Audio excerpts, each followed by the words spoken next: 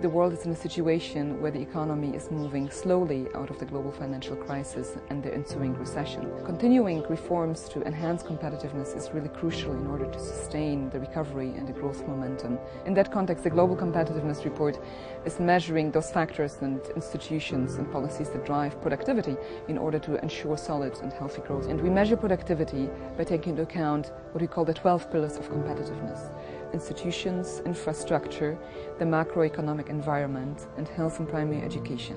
Higher education and training, goods markets efficiency, labor market efficiency, financial market development, technological readiness, and market size. We also take into account business sophistication and innovation. In terms of ranking, we see Switzerland come in once again in the top position based on strong performance in innovation, macroeconomic policies, and also institutions. It is followed by Singapore and the United States. The United States come up from 5th position, continuing the upward trend of the recent years. It is followed by Finland, Germany, and Japan at 4th, 5th, and 6th position. In terms of emerging markets, we see different progress depending on the country we look at and the region we look at. China is continuing at its high level.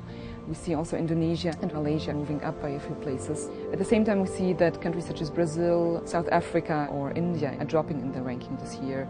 In order to continue to grow, emerging markets will have to continue with structural reforms, and we do not see sufficient progress in those countries either. Ultimately, this year's report reveals 3 key findings. First, monetary policy has driven the recovery so far, but sustaining this trend will require structural reforms across a number of areas, and progress in this field has been uneven. Second, smart investments in skills and innovation are needed in order to ensure that competitiveness is strengthened going forward, but also in order to ensure that every person can really participate in economic progress. And finally, the private sector has a key role to play in enhancing competitiveness. It needs to collaborate more with governments and the civil society to ensure that the measures that are taken are really effective in enhancing competitiveness. We hope that this report is going to be used by the different stakeholders to identify the areas of strengths and weaknesses and to build the economic reform agendas going forward.